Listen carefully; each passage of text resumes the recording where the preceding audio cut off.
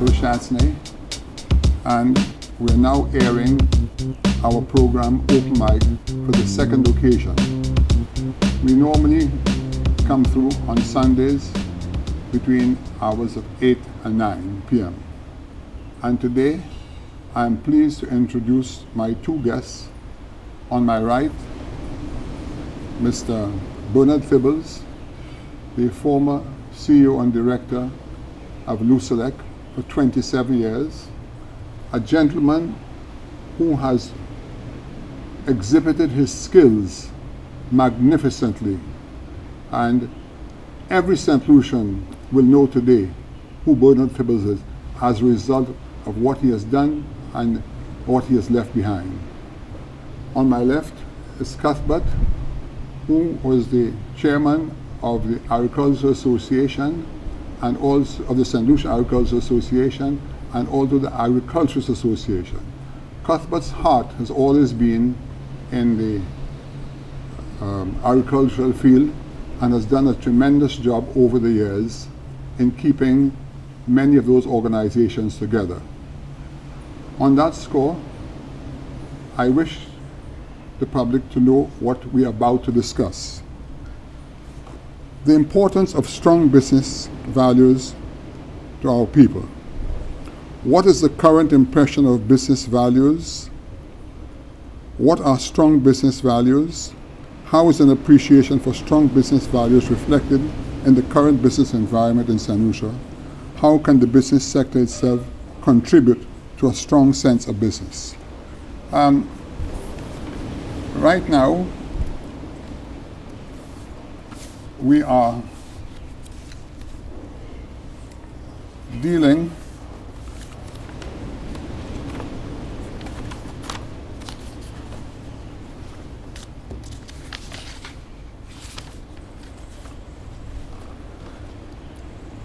as strong business values represent employment, growth, confidence, and stability.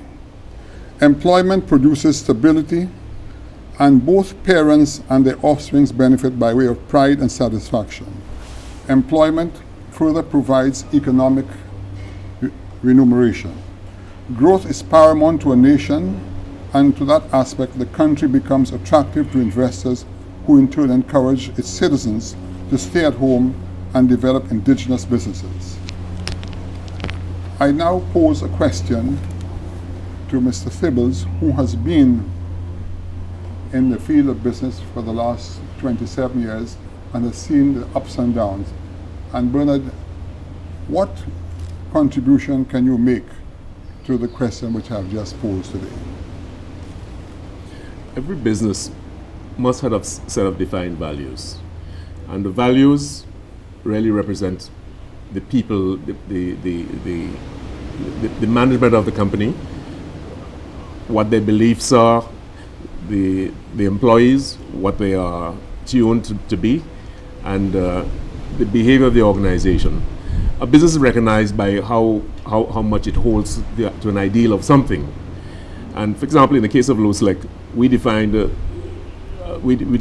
business value very closely tied to the vision of the company. We defined our vision as to be seen as the best power utility in the Caribbean. Now, what that meant, nobody really knows. I don't know what that means.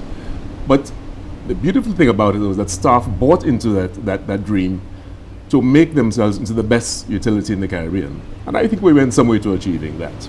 So you define a set of values, people buy into them, and then you use that to promote the business. Cuthbert, you've been involved in the agricultural business in St. Lucia. What is your take towards the questions I've just posed? Well, when I look at the islands, and for years I've been saying, and historically we have to go back to history, we are agricultural based.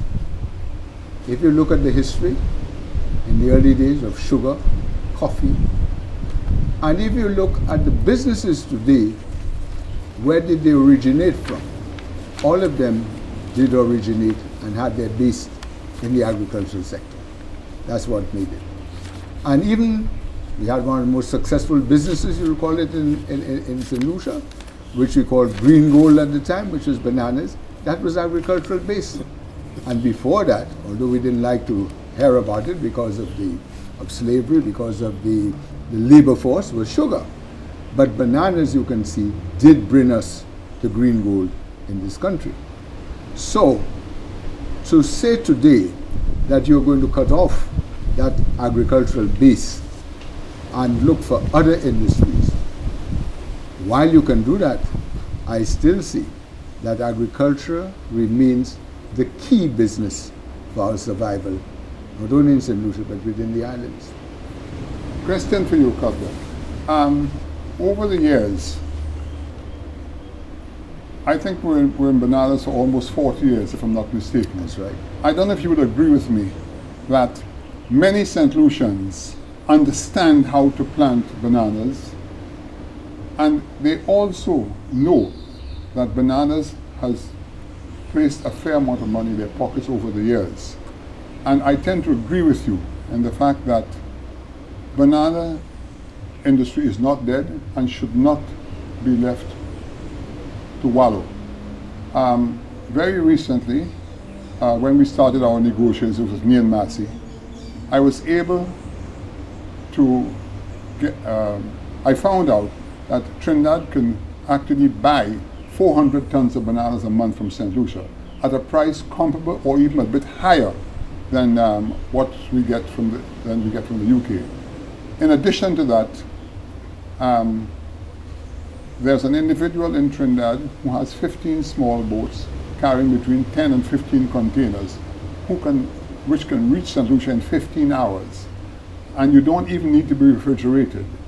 And this is something that would be a ready crop because they know how to plant bananas. Although we need the ground provisions and they are sold, but they're not sold in big quantities. And I honestly feel that if St. Lucians do not want to get back into the field per se of planting bananas, do you think we should get some outside help? Or in your opinion, you being in the industry, that with special attractions and the right coordination that the farmers would be willing to get back into that business? Oh yes, one of the things I'll say, bananas is not dead at all. What we have to do is to revisit bananas. And as we quite rightly say, we also said, and I've worked this out already, that if, let us say, even within Windfresh and all these things, Windfresh, if we had to look at, let us say, ripening plants in St. Lucia, and to feed every school child a banana in the school feeding program, the farmers will definitely go into planting, and because they will be getting the return on their investment. And you have said it before, and I'm going to say it again, even within the region, those islands where you haven't got bananas and bananas are being consumed. I myself personally had seen one time how bananas were actually being weighed in the roadside of Antigua and being sold, and people were making good money off it.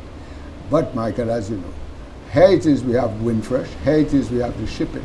Have the powers that be decided, and you have spoken about it sometime, as far as exploring that aspect of bananas being shipped within the region, that is, of these non-banana producing countries.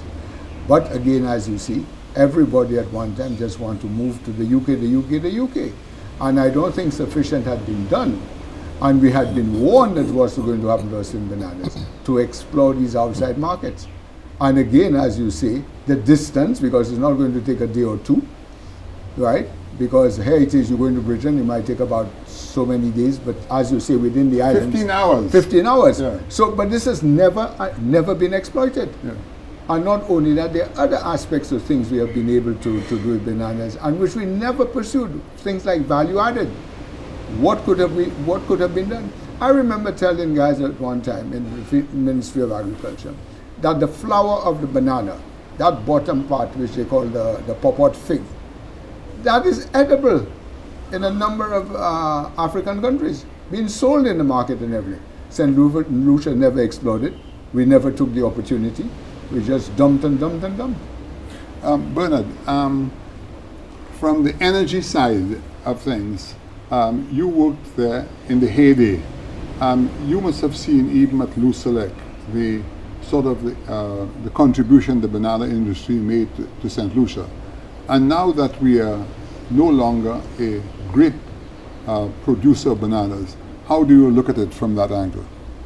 You know, I was having been involved with CDC in the early days, and CDC was a huge player in the model farms concept. And so I learned a little from that connection with the CDC. And I tell people that in the 80s, at the height of model farms, these intensely managed small farms, we were producing up to 25 tons of bananas an acre, when the average, even in Latin America and Jamaica and the other producers, something like about between 8 and 10 tons. And model farms was described in one journal I read as the most innovating experiment in agriculture in the entire Latin America region. This was sometime in the 80s. Sadly, we let that business venture collapse. But clearly during that period, the wealth of St. Lucia was moving into the countryside. Yeah. That's when beautiful homes were being built, was created, and a new middle class was being created in the countryside. The countryside was emerging out of poverty, and clearly the wealth of the country was moving into the countryside. We lost that opportunity, and we blame Joel and Chiquita, but we forget our own involvement because we didn't create the business, the value system that went with creating wealth. Farmers had lots of money, they spent lavishly, they bought vehicles, they bought furniture, built new homes, but there was no value system attached to the growing of bananas. And we ended up calling strikes against ourselves, and no-cut strikes, and destroying plantations, because the business values had not been defined. Right. And this brings us back to your original question, right, the concept of values in business. Yeah. Now, to move the subject slightly away from the actual agricultural side, from your side, with the shortage of money today as a result of all of that, I've been reading a lot about renewable energy, and I know you're quite hot on that. Where are you today on that? What advice or what contribution can you make as the direction St. Lucia should be taking as far as that is concerned? Well, let me tell you the story at a personal level. I'm slowly converting my home, yeah, to solar energy. Right. I'll come back to that in a little while, because sure, it isn't a panacea. It's not going to solve all our issues. Right. But the big cry today is the inexorable increase in prices, and literally nothing can stop it. Fuel prices are going to start to increase, and so.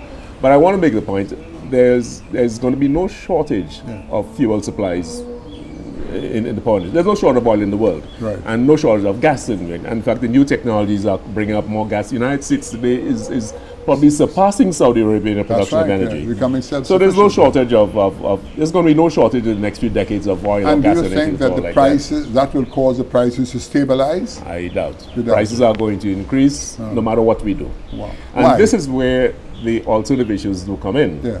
But then that again, that isn't an alternative. We have a number of options here. In the 1990s, we did, LUSLEC did studies, professional studies, with outside external assistance of the potentials available in St. Lucia. We brought in Genzel from New Zealand, who people admit some of the best geothermal consultants in the world, to advise us. We brought in Kennedy and Duncan from the UK, who looked at wind power in St. Lucia. And Genzel did confirm there's a resource at Sofra. But nobody knows where it is. There's been all kinds of attempts down there. They've been drilling, there's been tests, there's all kinds of things. But to this date, nobody has found out where the resource is or how large it is. That's not been found out yet. And Genzel recommended to us somewhere around 2000 that a comprehensive exercise should be undertaken again to locate the resource before you start any new drilling. There's a whole series of scientific studies you can do before you start doing drilling, and Genzel recommended we do that.